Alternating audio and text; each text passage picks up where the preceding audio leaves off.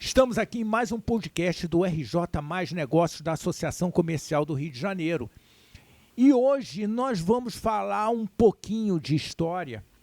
E estamos aqui com Christian Lynch, do Instituto de Estudos Sociais e Políticos da UERJ e do Instituto Histórico e Geográfico Brasileiro, com o querido Joaquim Falcão, amigo de família já de muito tempo, da Academia Brasileira de Letras e benemérito aqui da Associação Comercial do Rio de Janeiro, com Guilherme Soares, advogado e historiador. Então vocês já viram que vai ser bacana, fica com a gente.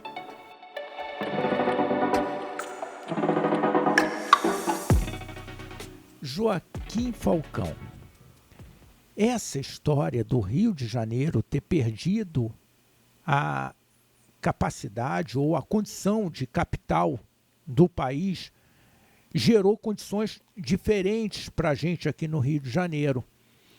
Conta um pouquinho para a gente desse momento e um pouco de como você vê essa condição atual do Rio de Janeiro. Olha, eu vejo com muito otimismo, né?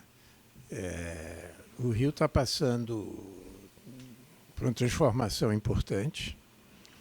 O Rio é um destino ainda preferencial dos turistas que vêm ao Brasil.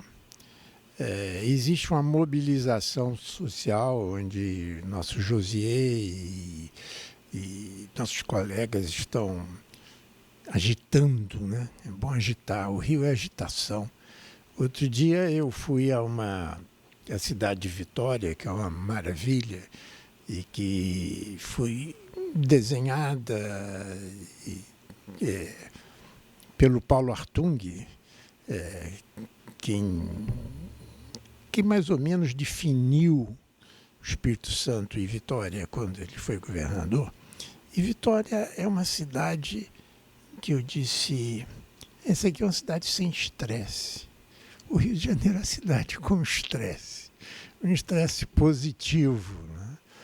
Agora, então a gente tem que ver o passado, a história, é o que nós estamos fazendo aqui hoje, né? E como é que a história nos encaminha para o futuro.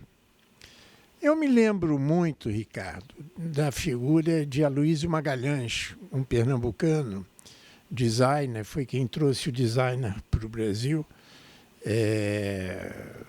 Uma das pessoas da modernidade nossa.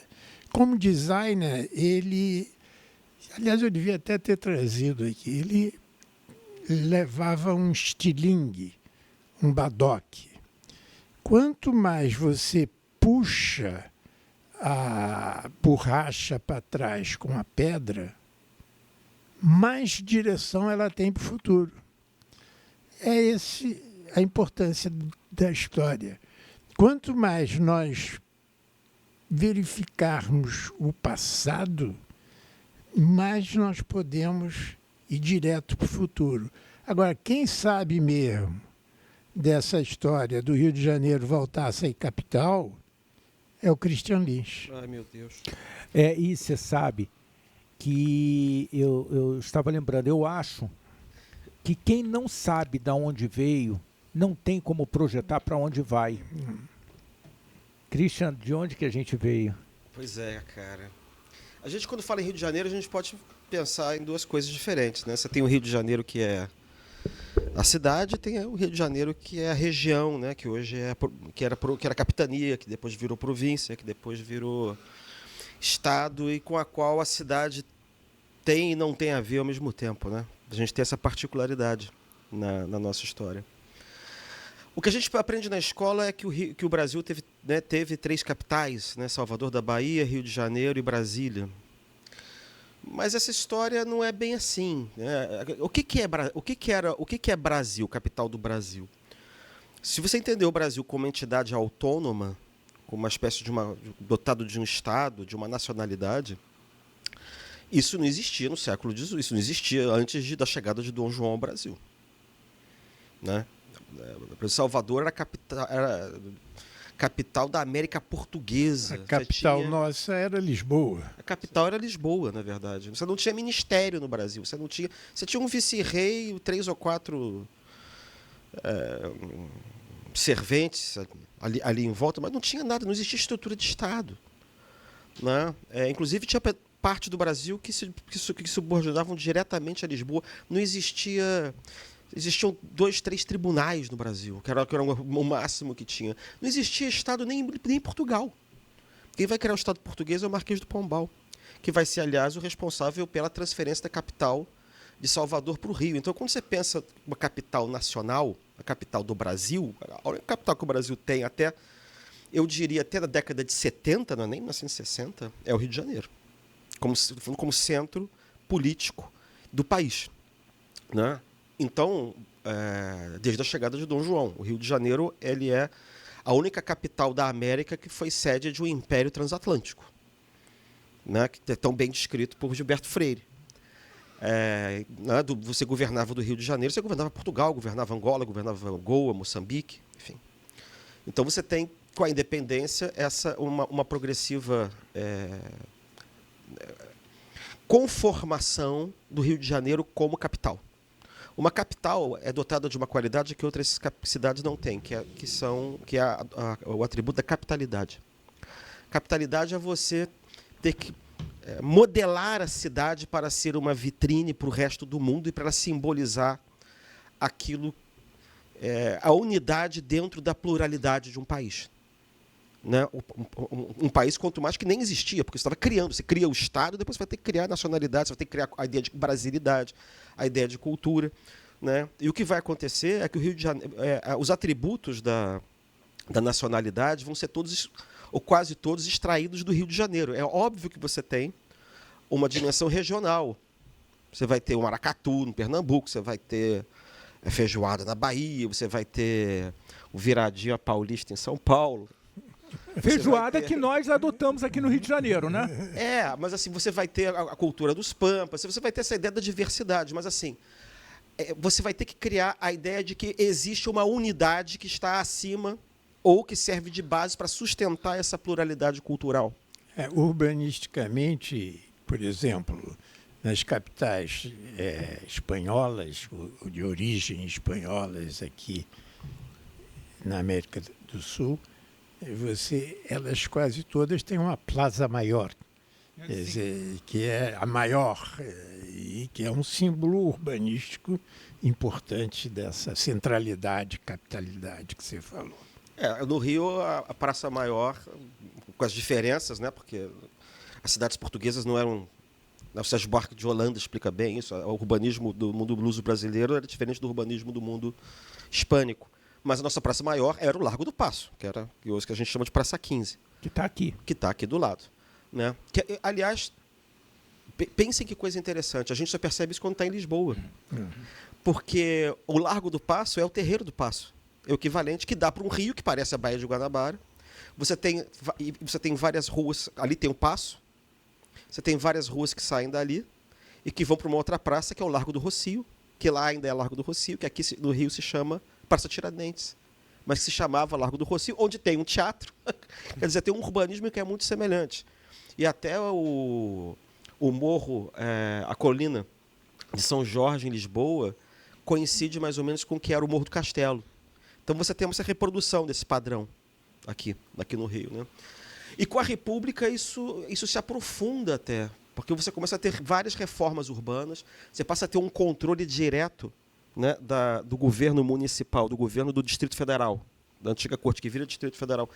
Os prefeitos são nomeados pelo presidente. Você tem essa ideia de ter que neutralizar a população do Rio de Janeiro. O Rio de Janeiro é a maior cidade do país até 1960, 58, 60, que é quando a população de São Paulo vai passar.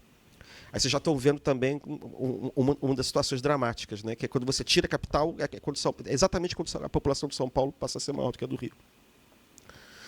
E aí você tem uma série de reformas urbanas que são feitas para você tentar manter essa ideia. Então, ao mesmo tempo, acho que o momento de virada é a Era Vargas. Né? Você tem, enfim, o governo Rodrigues Alves também, que europeiza, quer dizer, a francesa, o Rio de Janeiro.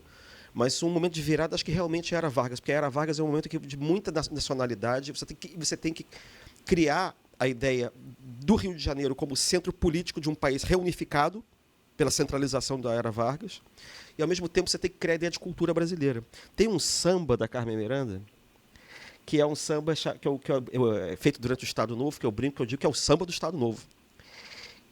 Em que você tenta, ao mesmo tempo, mostrar a cultura brasileira a partir da cultura do Rio de Janeiro, do samba, do carnaval, dos tipos também, o tipo negro, o mulato, essas caracterizações, que é a mesma época que vão inventar o Zé Carioca, como tipo brasileiro, né? O carioca como uma espécie de suma do brasileiro em geral. E o samba diz assim... Bom, eu vou dizer a letra, eu não vou cantar, pelo amor de Deus. Não, né? canta. Canta. É uma Carmen Miranda? Canta. Em 1940, lá no Morro, começaram o recenseamento. E o agente recenseador esmiuçou a minha vida, que foi um horror. E quando viu a minha mão sem aliança, encarou para a criança que no chão dormia. E perguntou se meu moreno era decente, e se era do batente ou era da folia. Aí ela diz assim, que ela começa a dizer tudo de bom que o meu Brasil me deu.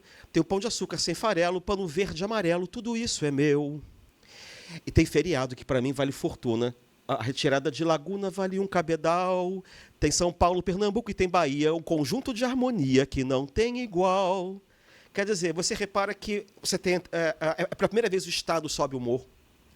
Ele vai incluir estatisticamente a população que estava alijada. Mas ele chega também com uma certa função moral, porque o sujeito ele não vê a aliança na mão da dona da casa, no moreno dela, mas o moreno é fuzileiro e sai com a bandeira do batalhão. Né? E aí você tem esse outro momento em que você fala que tem o pão de açúcar, mas ao mesmo tempo que tudo está centrado no Rio, o Brasil tem uma diversidade que é harmônica. Tem São Paulo, Pernambuco e tem Bahia, um conjunto de harmonia que não tem rival, mas quem dá a unidade é o Rio de Janeiro, como centro político e como símbolo dessa cultura nacional. Quer dizer, o Rio de Janeiro é uma cidade cosmopolita que foi treinada, ela não elegia os governantes, a sua Câmara Municipal era peada, ficava debaixo das decisões do Senado Federal. Né? Você criou uma cultura política, então, no Rio de Janeiro muito diferente da cultura política do resto do país. Era uma cultura política de capitalidade, de representação. Você pega os testemunhos, por exemplo, de Afonso Arinos de Melo Franco, na década de 30, que falam: o Rio de Janeiro é a namoradinha do Brasil, todo mundo quer vir para cá. Então, e essa cultura de capitalidade é uma cultura que, paradoxalmente, não olha para si própria. Ela se olha como espelho do país. Né? Você é obrigado a não reivindicar particularidades. Você tem que sempre falar em nome do todo. É claro que você consegue fazer isso porque o governo federal está aqui, você tem os investimentos que estão aqui, você tem o governo federal que tem um fundo constitucional, então você cria uma série de condições para você poder criar essa representação geral dessa grande capital. Né? E tem uma lenda também. Pô, tô falando pra caramba, vocês avisem quando para interromper. Não, eu tô consumindo aqui, cara, porque você tá trazendo um conjunto de informações para mim que tá fazendo muito sentido. Muito sentido. Por favor, continua. Tá bom. Aí o que acontece? Mas sempre houve a ideia de o Rio de Janeiro era uma capital provisória, queriam levar a capital para o interior. Peraí, devagar. No Império, você pode contar 3 pessoas que tiveram a ideia de tirar a capital daqui. E entre uma e outra tinha décadas. E essas propostas nunca foram discutidas a sério em lugar nenhum. Então, existe uma narrativa que foi criada pela propaganda do Juscelino Kubitschek para desqualificar o Rio de Janeiro como capital. Isso é o que eu estou querendo chamar a atenção. Quais são as 3 pessoas? Do Império era o José Bonifácio, o Hipólito da Costa e o Warner Hagen. Só que era assim... Qual eram os principais motivos que faziam eles acreditar que deveria sair do Rio? Então, naquele tempo, você tem 2 grandes argumentos. Um, que foi criado no Império, outro que aparece na República, mas o que foi criado no Império não desaparece. O argumento do Império, quer dizer, quando eu falo do Império, que foi criado no Império, mas eram 3 pessoas isoladas, tá? Isso não tinha nenhuma... Porque, por exemplo, na Argentina você tem o plano de levar a capital para Viedma, tirar de Buenos Aires, ele nunca se realizou. Então, assim, a gente tem uma ideia de um fatalismo, que alguém 300 anos antes imaginou a ideia. Isso é besteira. Não tinha fatalismo nenhum. Isso foi uma decisão política tomada num certo governo que tinha determinados interesses políticos. Tá? Você tem dois argumentos para mudar a capital, resumindo todos. Um é o que eu chamo de uma espécie de autoritarismo geopolítico. Você não vê a sociedade, você vê o mapa. Isso é uma tradição que a gente tem. Você não vê a sociedade, você não vê povo, você vê o Brasil como se fosse um mapa. Então, não interessa onde é que as pessoas moram, não moram, e sim onde elas deveriam morar de acordo com um plano pré-concebido de nação feito numa mesa de um projetor, de um arquiteto, ou de um engenheiro, ou de um engenheiro militar, naturalmente. Tá? Então, é assim, o mapa do país é aqui, a capital deve ficar no meio, ela não pode ficar na ponta, não pode ficar por quê? Né? Assim, entre nós aqui, tem milhares de países em que a capital não fica no meio. Né? Então, aí, E funcionam muito bem. O resto da América Latina toda, a capital em geral está onde sempre foi, historicamente, enfim. Então ela tem que ficar no meio do mapa. E por que tem que ficar no meio do mapa? Porque no meio do mapa ela fica mais longe das fronteiras, fica melhor protegido, como se alguém... Você imagina um exército argentino vindo para o meio para Goiás. Enfim, é um negócio meio estranho. Mas, enfim, você tem um argumento, tem que ficar no meio, porque a partir do meio você vai criar estradas, vai ligar o resto do país, vai obrigar a população a ir para o meio do país, entendeu? Como está ligado hoje, né? Não está, né? Não está. Então, só que não. Então você tem essa ideia que é uma ideia autoritária burocrática. É autoritarismo burocrático. É o Estado que comanda, o Estado cria, o Estado é um demiurgo que vai refazer tudo do zero. Né? Acho que não teve nenhum sujeito mais autoritário nesse sentido do que o Varnhagen, que foi esse historiador do século XIX, que era político e que foi diplomata. E ele criou a cauda capital, imaginou, e o nome já diz tudo. Imperatória era o nome da capital dele. Mas a ideia da mudança da capital só começa a pegar com a República. A República inventa um outro argumento, que eu chamo de federalismo demofóbico. Demofóbico. O que é o federalismo demofóbico? O que quer dizer? É uma outra concepção de nação, que aparentemente é a contrária da primeira. A primeira é centralizar tudo no lugar no meio do mapa. A segunda é a seguinte ideia. Quando vem o federalismo da República, esse federalismo ele é percebido numa chave oligárquica. Significa que você vai acabar com a centralização que tinha no Império e que cada antiga província tornada Estado vai se autogovernar quase como se fosse um micropaís. Então, a capital, pensada dessa maneira, ela não pode ser uma cidade grande com uma multidão. Então, por exemplo, o pânico desse pessoal que faz a República é Paris. Paris é uma cidade que domina a França, né? As revoluções são feitas em Paris e estendidas por telégrafo pelo resto do país. Então, a existência do poder numa cidade como essa é um perigo para o sistema oligárquico. Então, o que você tem que fazer? A capital tem que ficar no lugar... Então, Brasília deu certo. Isso. Não, só que não.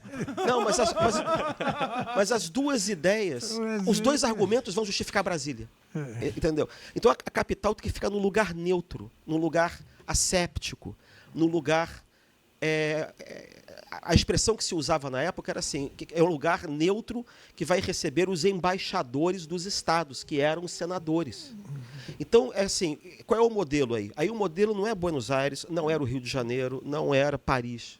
O modelo era Berna, capital da Suíça, ou Washington, que naquele tempo não tinha nem pavimentação. O corpo diplomático morava em Nova York, porque não tinha condição de morar em Washington. Quer dizer, em algum lugar que ficasse no meio do caminho, algum lugar que não significasse nada, que não tivesse identidade própria. Que não tivesse identidade própria. Isso, porque aí você é um lugar, tipo, fosse um terreno neutro, onde os próceres dos estados, da confederação, do país pensado de maneira confederativa, vão se encontrar. E aí eles não vão estar ali sujeitos a ameaças ou intimidações de uma multidão insatisfeita. Eles não vão ser vaiados, eles não vão ser... Então, essa é a ideia que aparece no começo da República. Christian, que aparece e se propaga até hoje, né? Deixa eu só sublinhar um paralelo aí, o que você está dizendo, e que diz muito respeito ao Rio e ao Brasil em geral, que é outro dia estava discutindo com os colegas sobre o seguinte: no Brasil, mais ou quase 50% da economia nossa é estatizada, no sentido que é a presença do Estado que comanda até hoje. Nos Estados Unidos é menos de 10%, 8% ou 3%. Então isso dá uma dinâmica política e essa estatização que você está muito bem descrevendo, que a gente pensa que é apenas uma opção de hoje, não é. É uma continuidade que vem sendo gerada desde antes da República. Né? Uhum. E tanto que Getúlio, né, a industrialização nossa, e tem a grande disputa, né, com Ricardo Simons, que achava que a industrialização nossa devia ser prioritariamente financiada e de iniciativa da sociedade, dos órgãos de classe.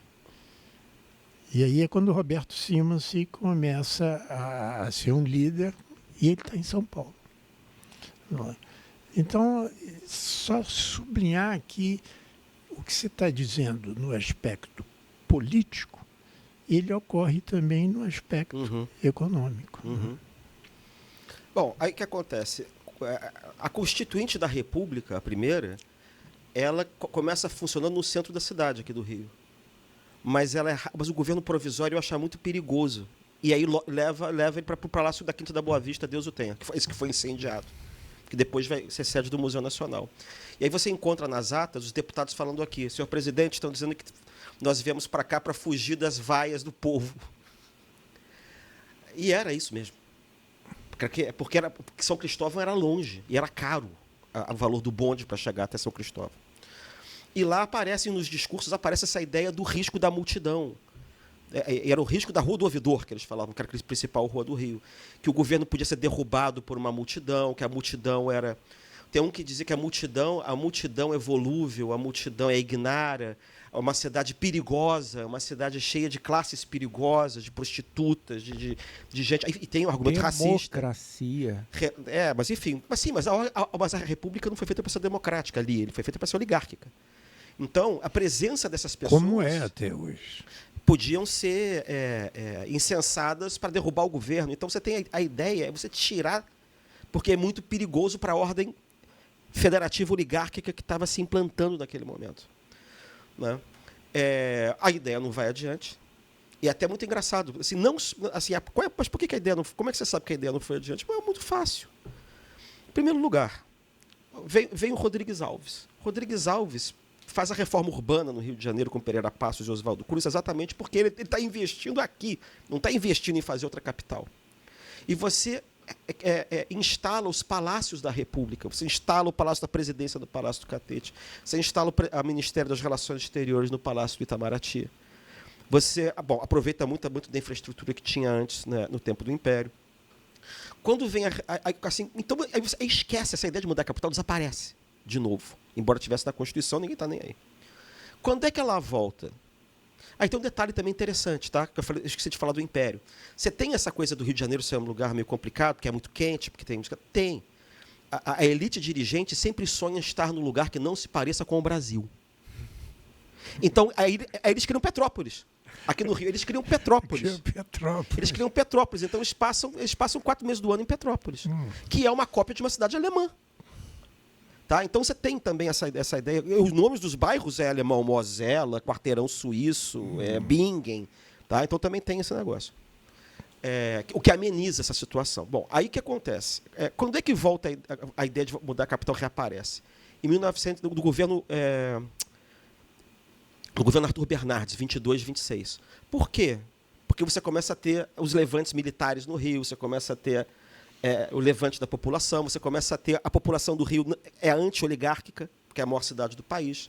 Ela apoia candidatos da oposição, inclusive ao próprio Arthur Bernardes. Arthur Bernardes, quando ganha a eleição no resto do país, mas perde no Rio, quando ele chega de Belo Horizonte, na Central do Brasil, pega os carros oficiais, e vão até... Não existia Presidente Vargas, mas enfim, passa pelas ruas que existiam ali e desce a Avenida Rio Branco para ir para o Palácio do Catete. Ele recebe na Rio Branco uma vaia colossal. E aquilo é percebido como um insulto pessoal. É descrito como se fosse uma horda de bárbaros. E tem uma conotação racista também, porque o candidato que tinha perdido, que era popular, que era o Nilo Peçanha, era mulato. Então você tem que ver o escândalo que foi. Você tem que ver o livro da Raja Gabalha, que era filha do Epitácio Pessoa, descrevendo como se fosse aquilo fosse uma coisa que tinha que chamar a gente da guarda de Niterói para fortalecer a cidade. E aí a gente sabe que o Arthur Bernardes governou debaixo de estado de sítio. Ele cercou o Palácio Catedral de arame farpado. E aí aparece em mensagem presidencial a ideia de que você tem que tirar a capital daqui de novo. É nessa época. E aí é interessante, que aí pela primeira vez aparece o argumento desenvolvimentista. Aí, não, a gente tem que... tem muita coisa de mineiro isso, né? Tem que tirar, tem que botar para o interior. E aí aparece uma ideia interessante. Pela primeira vez aparece uma segunda ideia do Rio de Janeiro. Que o Rio de Janeiro não representa o Brasil. O Rio de Janeiro representa uma cidade estrangeira, com uma população cosmopolita, perigosa, de operários, ou que o Rio de Janeiro é uma Babilônia, eles usam essa expressão, é uma Babilônia.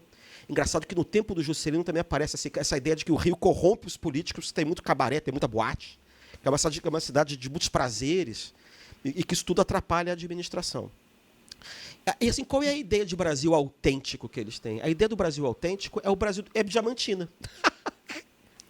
A ideia do Brasil autêntico é Diamantina, quer dizer, é uma cidade... Terra de Juscelino, de onde vai vir Juscelino. Né? A ideia que é o interior, onde o povo é analfabeto, mas assim, o povo é cordato, o povo dá vivas a Juscelino. Hein? É pacato, é tranquilo, é conformista, trabalha mineiro, no campo. Não faz revolta. Trabalha, entendeu? Então, aí aparece isso. Em 30, desaparece de novo essa coisa de mudar a capital. Reaparece em 34, mas com o Estado Novo desaparece de novo. E aí você tem os investimentos enormes que o Getúlio faz no Rio, que não são compatíveis com nenhuma ideia de mudar a capital. Você tem, ainda na República Velha, você tem a criação da Mapoteca do Itamaraty, no governo Vargas, os ministérios novos da Fazenda, do Trabalho, do Ministério da Educação e da Cultura, o novo edifício do Diário da Imprensa Nacional, que é onde hoje é a Polícia Federal na Praça Mauá. Então você tem uma quantidade imensa de investimentos na infraestrutura, o Ministério da Guerra, o Ministério da Saúde. Então você tem um investimento enorme da capitalidade do Rio de Janeiro. Christian, o nosso amigo, nós tínhamos um grande amigo em comum, talvez o principal cientista político da sua época, Vanderlei Guilherme dos Santos, e ele, sobre qual era o documento do brasileiro nesta época que ele está descrevendo, de Getúlio Vargas, né? Quem é o brasileiro? Qual é o documento com que você prova que é o brasileiro? Na colônia, né, era certidão de batismo, porque o Estado estava ligado à Igreja Católica, né? Mais tarde, quando começa a República, e a certidão de batismo, para uns, né? O documento a certidão de ser escravo, para outros. Então, já na própria noção de documento, você já vê essa clivagem importante.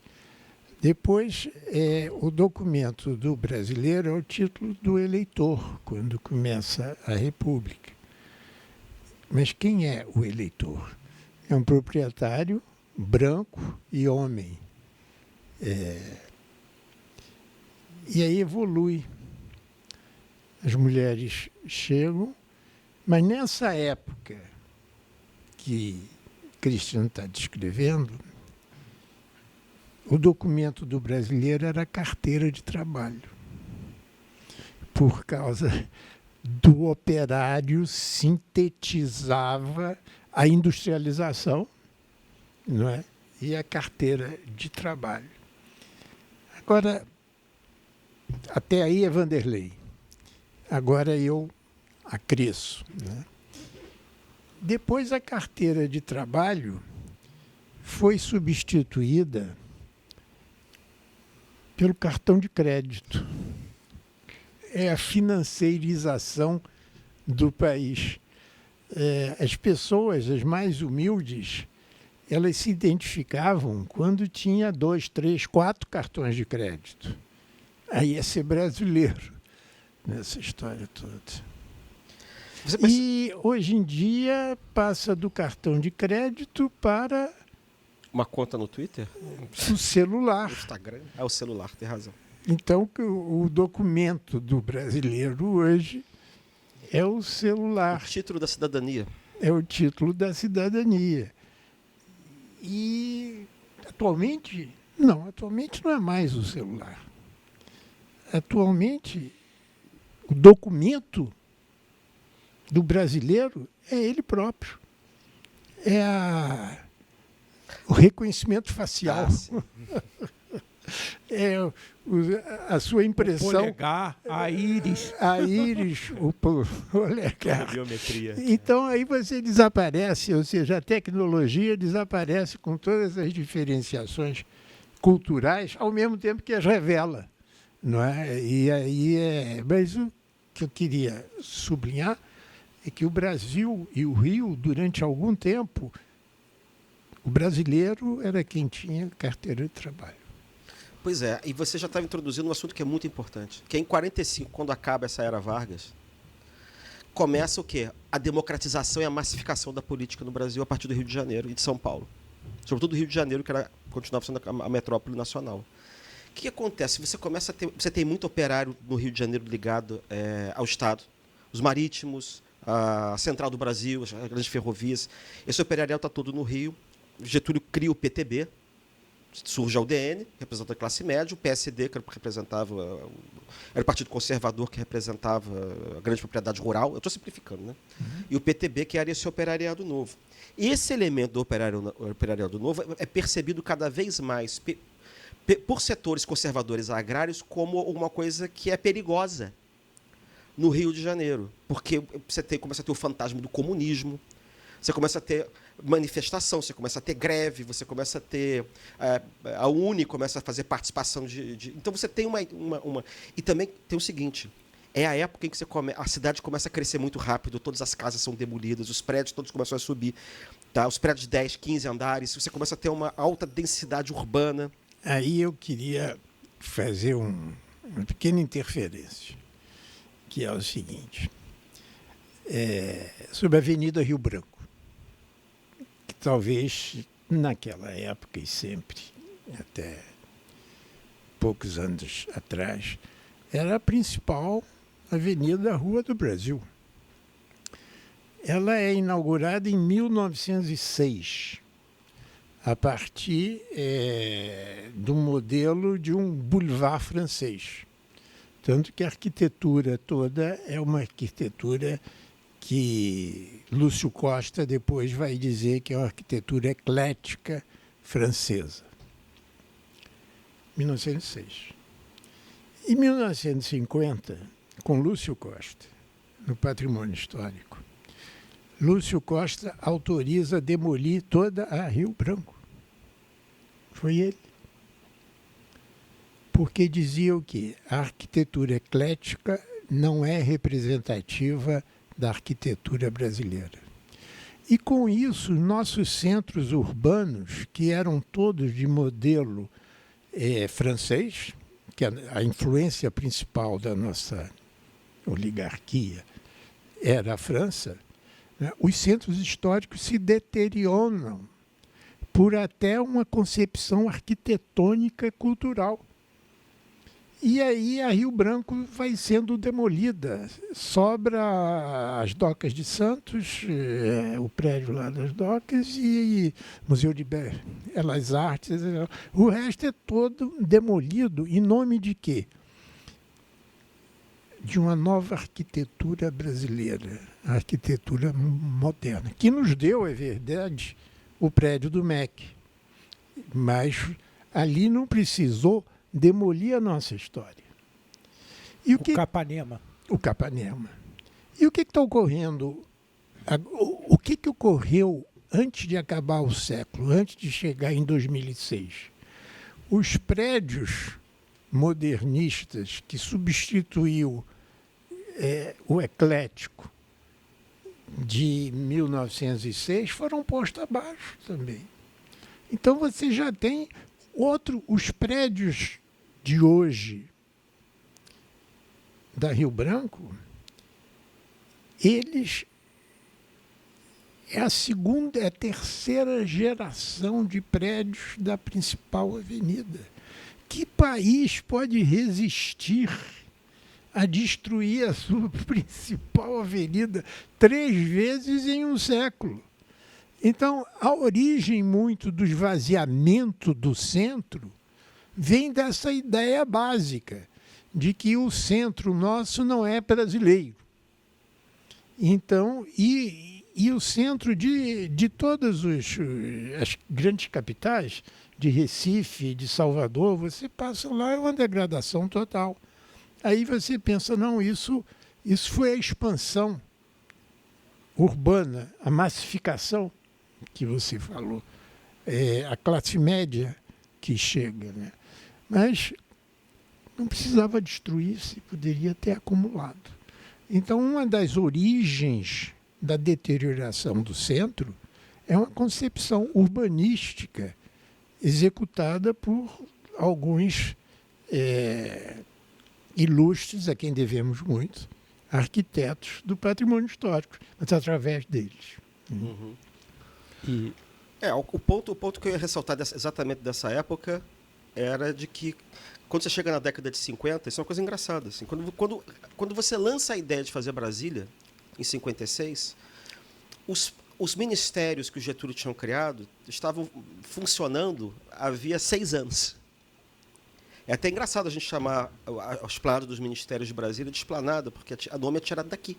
Porque aqui os ministérios ficavam na esplanada do castelo, que é onde ficava o Morro do Castelo, que foi demolido. E aí, então o que acontece? O Juscelino tem um problema que é o seguinte, ele foi um dos caras que tinha um apoio. Por que a ideia de mudar a O Juscelino tinha a opção, naquela época, da Barra da Tijuca. Toda essa extensão... Que não existia, né? Que não existia. Tinha essa opção. Lá tinha o Pasquale lá em cima o Pasquale e o chinês, né? O famoso. Então, aí ele tinha a opção. Não foi apenas uma questão de expansão territorial. Foi também política e... ele tinha as razões, né? Ele tinha...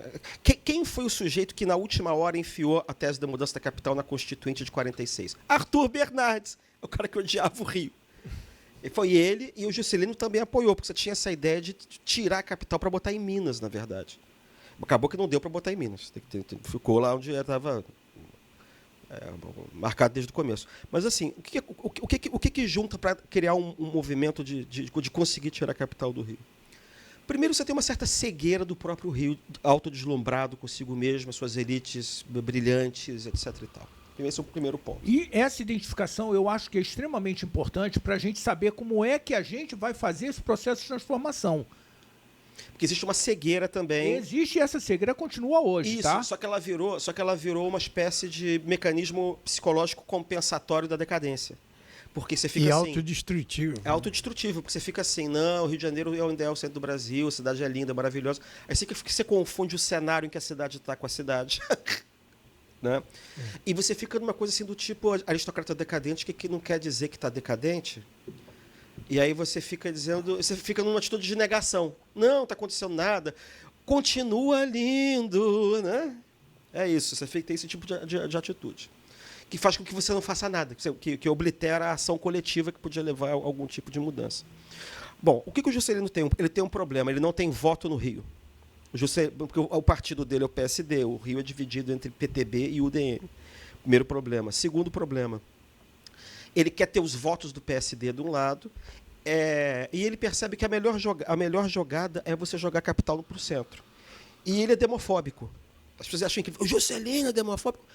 Sim, você tem que pegar o que ele escreveu antes da ditadura militar, antes dele ser caçado, porque depois ele vai se apresentar como um mártir, vai ter uma propaganda. Quais são os argumentos que mobilizam? O Rio de Janeiro é uma cidade perigosa, o Rio de Janeiro tem muito comunista, o Rio de Janeiro tem muito trabalhador. E a propaganda toda diz: o Rio de Janeiro é uma cidade muito quente. O Rio de Janeiro tem praia, e aí isso atrapalha o funcionalismo, tem boate. Escreveu essas coisas? Escrevi. Ele vai dizer, por exemplo, que quando o Congresso... Mas boate ele gostar. Sim, eu tô falando a propaganda... Conta os podres, Joaquim, conta os podres. Você tem O várias- que a gente não sabe, ele precisa contar pra gente. É que você tinha muita... A propaganda juscelinista. Você lê o livro do embaixador Meira Pena. Você lê os livros que foram escritos por goianos na época, justificando a mudança da capital. Você vê os textos de Israel Klabin, que era presidente da Nova Cap, que é a empresa que vai fazer a mudança para Brasília. Você tem esses argumentos ad terrorem, Não, de demofobia. Israel Klabin, não, Israel Acho que é Pinheiro. Rabel Pinheiro, pelo amor de Deus, Ele desculpa. Israel Klabin. protege o Israel Klabin, que foi depois prefeito do Rio de Janeiro. Pois é, Ai, um não, milhão de desculpas. Assim, então você tem uma demofobia ali, que é o medo da multidão. E aí, os dois argumentos que eu comentei, o autoritarismo burocrático e do federalismo oligárquico, aparecem para justificar a mudança da capital. A primeira é essa. O governo está perturbado de estar no meio do Rio de Janeiro. O Rio de Janeiro tinha 2 milhões de habitantes. 2 milhões. Isso aqui eu acho engraçado, isso era considerado como se fosse uns 40 milhões hoje. Uma aglomeração.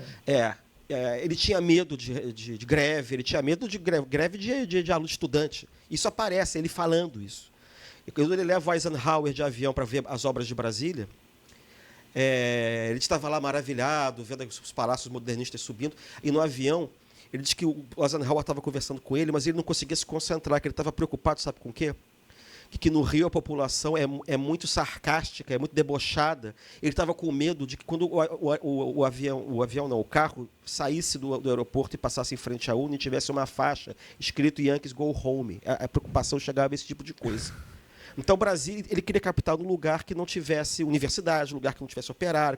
O Brasil foi pensado para ser isso. Um lugar totalmente isolado Acéfalo. e tecnocrático para a boa gestão da administração. Então, o que ele vai fazer? Você está contrapondo o argumento integracionista de Brasília pela realidade isolacionista de Brasília. Sim, um argumento se sobrepôs ao outro. O autoritarismo tecnocrático dizia que você tinha que ter uma capital no meio do país, isolada, para integrar, para ficar protegido contra o bombardeio de não sei quem, embora já tivesse míssil naquela época intercontinental. Aí você vendeu essa ideia para os militares, para o setor desenvolvimentista dos militares, da Escola Superior de Guerra. Para os políticos conservadores, ele vai vender essa ideia de que o Rio de Janeiro é a Babilônia, que é um lugar perigoso, que é um lugar que, entenderam? Que é o argumento do federalismo demofóbico. Então você cruzou os dois argumentos e vendeu a ideia de Brasília. E aqui houve pouca mobilização. Mas o que é engraçado é que o Ibope estava começando a existir naquela época, e houve uma pesquisa em 58 que dizia que a ideia da mudança da capital não era popular. E sabe especialmente onde ela era impopular? Em São Paulo. Porque a capital ia ficar muito mais longe de São Paulo do que naquela época. Agora, o que acontece? O custo do Brasil ficou elevado não pela obra, mas sim pela operação do Brasil em Brasília. Não, porque você tinha que também tirar a capital correndo, tinha que ser no mandato dele. Você tinha que inaugurar no mandato dele, você tinha que levar tijolo de avião, você tinha que fazer... Era isso que eu ia falar, o tijolo foi de avião, né? E um monte de histórias que talvez não vale a pena a gente trazer aqui, mas que a gente ouve de quem participou desse processo. E histórias não republicanas, o que é pior. Sim, a gente sabe também como é que foi a ocupação dos lotes de Brasília, a quantidade de gente que recebeu lote, dinheiro, enfim, a escalada da corrupção foi uma coisa medonha, a gente sabe disso. Né? Mas assim, o que é interessante é que o Rio continuou sendo capital na prática até o começo da década de 70. Os ministérios continuaram todos no Rio. Brasília foi uma capital que demorou para ter capitalidade. Né? Demorou para o avião decolar, né? E ainda hoje não tem inteira capitalidade, até hoje não tem. Isso que é interessante também. Né? Foi uma disputa com o Rio, que inclusive o governo militar ainda teve que tentar tirar um pouco da disputa política que existia com o Rio para parar de exercer essa capitalidade. Isso. Quem vai consolidar Brasília vai ser a ditadura militar. Que ela vai dizer o seguinte... Livre, espontânea pressão? Não, o Costa e Silva manda colocar isso na Constituição de 67. Você tem que tirar logo o movimento dos ministérios irem para Brasília, entendeu? Isso começa a ter um problema no Rio, que é o seguinte. Como é que ele disse? Que você tinha um prazo. As disposições transitórias da Constituição de 67 estipularam um prazo para os ministérios se mudarem de vez para Brasília. E esse estímulo, esse incentivo à Brasília, né, passou a ser um incentivo ao funcionalismo público. Exato, isso é uma das coisas que eu ia comentar. E que permanece até hoje. As pessoas, quer dizer, qualquer ministro aqui não tinha casa para morar. Nem ministro do Supremo tinha. Não, mas lá era necessidade. Não tinha nem carro oficial. Mas lá era um estímulo que eles tinham que fazer, não tinha nem carro oficial. Então, essa estatização que simboliza Brasília, ela penetra, inclusive, no ethos da eficiência do funcionalismo público. Existem as memórias do Oswaldo Trigueiro, que foi ministro supremo, que ele diz assim, naquela época, ele diz assim, quando a gente estava no Rio, nenhum ministro do Supremo Tribunal Federal tinha automóvel. O número de servidores do Senado era em torno de, 300. Ele faz... Parecido com hoje, né? A presidência tinha... Só que não. 2 ou 3 carros, só a presidência tinha carro. E ele está escrevendo na década de 70. Ele fala, hoje o Congresso tem 4 mil pessoas. Quer dizer, você decuplicou o número de servidores. Todos os ministros do Supremo Tribunal Federal têm automóveis, todos têm carro oficial, todos têm não sei quantos assessores. Porque tudo isso foi criado para incentivar as pessoas para irem para Brasília. E depois isso virou um modelo para o resto do país. E esse estímulo é permanente. É permanente. Não é? E nem por isso o Amapá chegou perto do que é Rio de Janeiro, do que é São Paulo, do que é Porto Alegre, porque é mais ou menos por aí, né? Eu vou centralizar para que o Brasil, que eu esteja no ponto central, fácil para o Acre chegar lá, para o Amapá poder chegar, para todo mundo poder chegar em condição meio que igual, equilibrada, e o desenvolvimento poder chegar também da mesma forma no resto do país. Houve uma confusão ali, na verdade. E tem um acréscimo, Christian, que não sei qual a importância disso. Quem disse que ia ser ali em Brasília foi Dom Bosco, é isso? Essa lenda que foi inventada para criar uma narrativa mítica, histórica. Ainda foi indicado por um representante de Deus.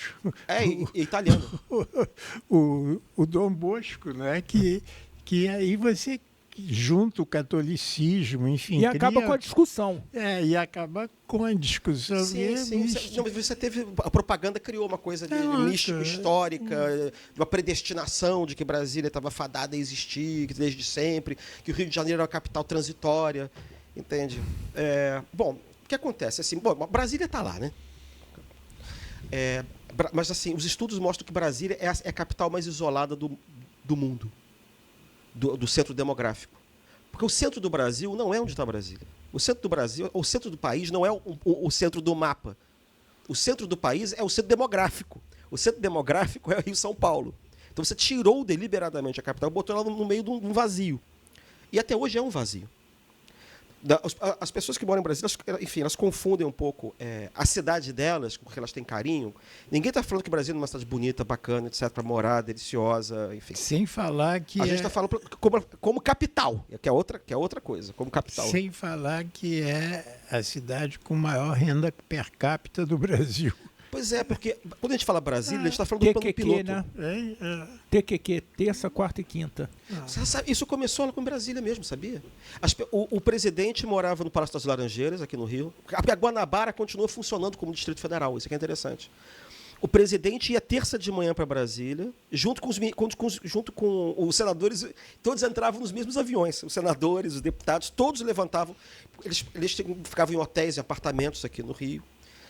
Muitos da Cinelândia, né? E eles iam para o Santos Dumont, o avião levantava, eles desciam em Brasília terça-feira de manhã, trabalhavam e voltavam quinta-feira de noite. Todos voltavam para o Rio. Na década de 60, quando começou, todos voltavam para o Rio. Então, quando você tinha que fazer uma entrevista política entre quinta e terça, os senadores iam para a sede do Senado no Rio, que era o Palácio Monroe, e os deputados iam para o Palácio Tiradentes, das entrevistas lá. Quer dizer, Brasília não era capital, isso que eu estou querendo dizer. Você deu alguns exemplos internacionais de países com duas capitais. O meu argumento, né, que eu estou aqui falando há horas, assim, é o seguinte, se tivesse acontecido com o Rio de Janeiro, o que aconteceu com Salvador, Salvador hoje não tem presença federal. Não tem presença federal, Salvador. Recife tem mais presença federal do que Salvador, porque Salvador não existia Estado quando Salvador foi capital. Não existia ministério, não existia secretaria, não existia estatal, não existia coisa nenhuma, não existia serviço público. Tá? Então, se isso tivesse acontecido com o Rio, paciência. O meu argumento é que, se você fizer um levantamento estatístico da presença federal no Rio, o Rio de Janeiro continua tendo um perfil de capital do Brasil. O Rio de Janeiro hoje continua tendo mais servidores federais do que Brasília, do ponto de vista estatístico. Mas não é o pessoal que está aposentado? Não, não é o pessoal que está aposentado. Tem mesmo, porque tem. O regime militar que procurou consolidar Brasília também foi quem impôs a fusão com o antigo estado do Rio de Janeiro, cuja capital era em Niterói. Então a gente nem sabe dessa história, que foi em 75. Esse estado da Guanabara, que era uma espécie de segundo distrito federal, ele foi fundido à força para descapitalizar o Rio. E foi nessa época que você teve a demolição do Palácio Monroe, você teve uma tentativa deliberada de provincianizar o Rio de Janeiro para tentar capitalizar Brasília à força. De forma aloprada. A parte cultural, por exemplo, Brasília não teve o sucesso. A Biblioteca Nacional ficou aqui e a Biblioteca Nacional é Rio de Janeiro. Né? O Museu Nacional de Belas Artes, lá eles fizeram arquitetonicamente alguma coisa, mas os acervos, a história, etc. Aqui tem. Joaquim, você sabe que eu acho que nunca fiquei tão calado numa dessas conversas assim, porque.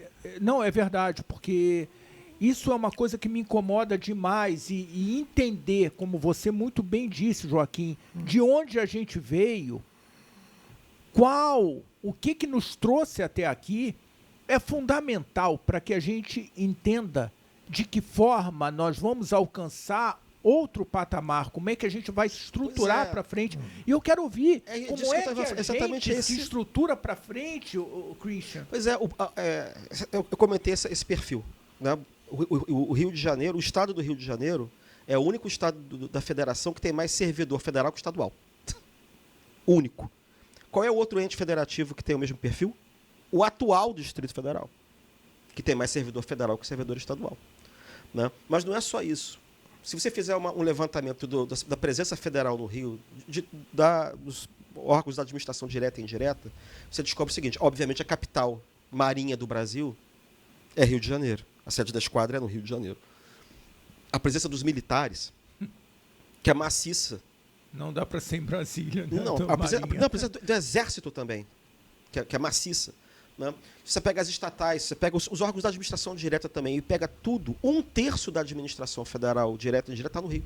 1/3 está no Rio ainda. O que é engraçado é que, talvez por causa da fusão, isso é percebido em Brasília como se fosse um privilégio do Rio de Janeiro, porque os outros estados não têm isso. Mas quem inventou o atual estado do Rio foi a ditadura, não foram os cariocas que inventaram, nem os fluminenses.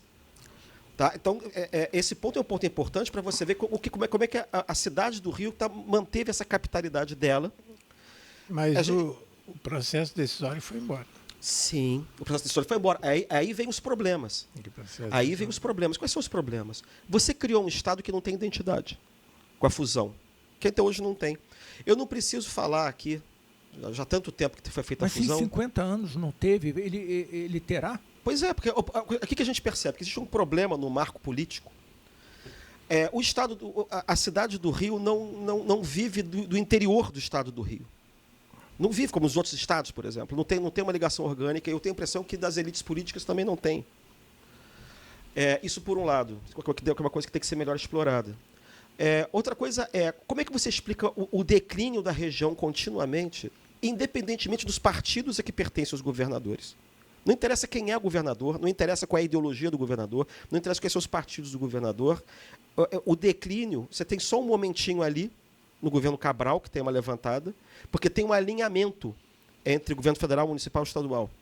Porque o padrão político no Rio de Janeiro, da governança do Rio, continua assim: ou você é prefeito nomeado, quer dizer, ou o governador é nomeado, porque fica, que não é nomeado, mas ele tem que estar alinhado com o governo federal, porque sem governo federal nada funciona no Rio. O Rio de Janeiro foi pensado, o Estado do Rio de Janeiro atual, foi pensado para ser um Estado federal, no sentido de que é um Estado que é dependente da União. É como se fosse um Estado que pertencesse à União. O regime militar ele pensou o Estado do Rio para ser uma espécie de versão estatista do Estado de São Paulo, em que todos os órgãos culturais permanecessem no Rio, e todas as estatais ficassem no Rio e fossem reproduzidas no Rio, para fazer frente a São Paulo, mas São Paulo, que lá onde a sociedade é privada, né? Onde que é o mercado, que é dominado pelo mercado. Esse foi o plano que a ditadura fez. E aí apostou em quê? Apostou em Angra, apostou na Petrobras, apostou, né, antes tinha apostado em Volta Redonda. Você criou essas coisas todas. Só que isso também não foi para frente. O projeto do novo Estado do Rio é uma transamazônica, é uma coisa que falhou. E você nunca conseguiu colocar isso para funcionar. Então é assim, ao mesmo tempo em que o marco político não funciona, você não consegue dar um deslanche, uma ação coletiva para conseguir fazer uma reorganização econômico-financeira que evitasse o esvaziamento. A gente ficou sangrando para São Paulo e sangrando para Brasília. Quer dizer, o setor público sangrando para um lado, para Brasília, e o outro sangrando para São Paulo. Christian, quem perdeu com isso não foi o Rio de Janeiro, foi o país que perdeu com isso. Ô, Christian, você está mexendo num vespeiro que você não imagina. Já estou mexendo nesse vespeiro há alguns anos. Você não imagina. Não, é quando o Joaquim trouxe você aqui para falar comigo e propôs o tema. Foi ele, Foi. Danado. Porque você acho que acertei. Está espetando a onça com uma vara curtíssima. Então, eu acho que a gente tem que voltar várias vezes aqui para a gente conversar sobre isso, para a gente fazer uma diagnose, olhar para trás e, como grupo, pensar um Brasil diferente, se a gente continuar pensando igual, a gente vai ter o mesmo resultado que nós estamos tendo. Uhum. Nós precisamos agir diferente, pensar diferente, agir diferente, para que a gente tenha resultados diferentes. Aquele resultado que a gente quer, aquele resultado que o Brasil precisa. Então, eu acho que nós somos, sim, uma capital cultural do país. Nós continuamos aqui no Rio de Janeiro pensando o Brasil. Precisamos pensar mais Rio de Janeiro. Eu vou deixar só uma provocação aqui, que é exatamente essa. Olha, você não quer que eu durma? Se a cidade do Rio de Janeiro continua exercendo o papel de capital, sempre que o Brasil tem que ter... Sempre que você pensa o Brasil sem ser de forma telúrica, como sertão, como território fechado em si mesmo, que é essa coisa de Brasília, que é do oeste, a marcha para o oeste, sempre que você tem que pensar o Brasil como virado para o mundo, os eventos mundiais são todos feitos no Rio de Janeiro. Por quê? Porque o Brasil, a imagem do Brasil para o mundo é o Rio de Janeiro. Brasília não segura, não tem capitalidade para isso. Não, pergunta. Vai para os Estados Unidos, vai para a Europa e pergunta qual é a capital do Brasil. Aliás, Ricardo, pergunta. Ricardo, é o momento de eu fazer uma pequena proposta que eu já fiz no passado sobre essa... A capital é o Rio, né? E é uma coisa muito simples aí que talvez o nosso Josier possa levar adiante, que é o seguinte. Se você vem para o Rio, qual é a etiqueta de bagagem que colocam? Qual é? Gig. Gig. Por quê? O Sávio defendeu muito isso. Para a etiqueta ser Rio. É Rio. Por quê? Não podia ser feito antes, porque não tinha computador, nem internet, nem nada. Então, se você trocar o GIG pelo Rio, primeiro que o mundo vai saber melhor onde é que está o GIG, porque o mundo não sabe onde está o GIG. Então, agora com a comunicação digital, isso pode ser feito, porque antes não podia por causa dos custos. Mas agora, o Sávio defendeu isso lá recentemente? A primeira vez que eu ouvi o Sávio defendendo isso tem uns 15 anos, talvez. Mas naquela época não podia. Nós tentamos, até com o Ricardo Gribel, que era nosso parceiro do Banco Real, nós tentamos, mas... A IATA, né? Sim. Fez um cálculo dos custos de troca de papel. Agora não precisa, agora é só você... Tinha que tocar nos sistemas. Fica aí essa ideia dentro da proposta aqui de valorizar o Rio, mas desculpe lhe interromper, você está... Não, imagino que nosso tempo está acabando já, eu ia deixar como deixa para uma outra ocasião. Eu tenho que ter muitos textos sobre isso, que é assim, se o Rio continua sendo na prática capital, se o Rio não consegue se levantar por causa desse marco... Ele não é de direito, é de fato. Se a União continua dona do Rio de Janeiro, a União é dona de cerca de 1.200 ou 300 imóveis no Rio de Janeiro. Ela é dona da cidade. Ela tem muito mais imóveis que o Estado e o município do Rio de Janeiro. Quer dizer, a cidade continua sendo federal. Não é mais cômodo você readequar a região ao papel que ela realmente exerce dentro da federação, que é o de capital? Não, deixa Brasília lá, não tem problema nenhum, deixa Brasília, feliz e contente lá, não tem problema nenhum, não. Mas eu falando que você tem que reconhecer o que a cidade realmente é. A gente não é Belo Horizonte, não é São Paulo, não é Recife, não é o papel que o Rio de Janeiro exerce na federação, na República, até hoje, é um papel de capital. Só que a gente não consegue crescer por causa... A representatividade nacional é através do Rio de Janeiro. E a gente não consegue, a gente não consegue reverter a degradação do tecido urbano, o problema de violência, o problema de milícia, o problema de desordem urbana, porque deram para a gente uma roupa de Estado normal. Como se fosse Goiás, como se fosse Mato Grosso. Nada contra esses estados, estou falando, só que aqui tem uma história diferente. E nós somos meio que escravos desse passado histórico. Estamos presos nessa... Então, a coisa mais simples do mundo era você reconhecer simplesmente, do ponto de vista jurídico, aquilo que as coisas realmente são. O Brasil tem 2 capitais. Qual é o problema? O Chile tem 2 capitais, a Holanda tem 2 capitais, a Coreia tem 2 capitais, a África do Sul tem 3 capitais. Né? A Rússia, na prática, tem duas capitais, porque são regiões federais, São Petersburgo e Moscou. Tem a outra lá, da Crimeia, mas essa não conta porque é negócio de guerra, Sebastopol, entendeu? E tem várias cidades do mundo que estão fazendo segundas capitais. O Egito está fazendo a segunda capital próxima do Cairo. Nunca é lá no raio que o parta, é sempre perto da capital normal, como se fosse um bairro administrativo, entendeu? Então, é essa deixa que eu jogo aí em cima da mesa de provocação. Tá feita, tá feita. Considerações finais, Joaquim. Avante. Tem que mobilizar. Considerações finais. Eu queria só deixar aqui também que a capitalidade, como o Christian já tratou muito bem aqui, a capitalidade construiu a nossa identidade durante praticamente toda a existência da cidade do Rio de Janeiro, depois do período colonial, né? E que pensar o Rio sem ser capital ainda é muito difícil. Nós ainda estamos tentando encontrar essa identidade. E eu acho que, ironicamente, apontando a história que o Joaquim contou aqui da Rio Branco, que a Rio Branco é um alvo desses simbolismos que tentam impor ao Rio, que, aliás, o Brasil tentou impor ao Rio, enquanto a capital foi aqui. No começo, para construir a própria Rio Branco, derrubaram todos os casarios coloniais que existiam ali, porque nós não éramos lusitanos. Depois, aí construímos a francesa. Depois nós derrubamos os franceses porque nós não éramos franceses.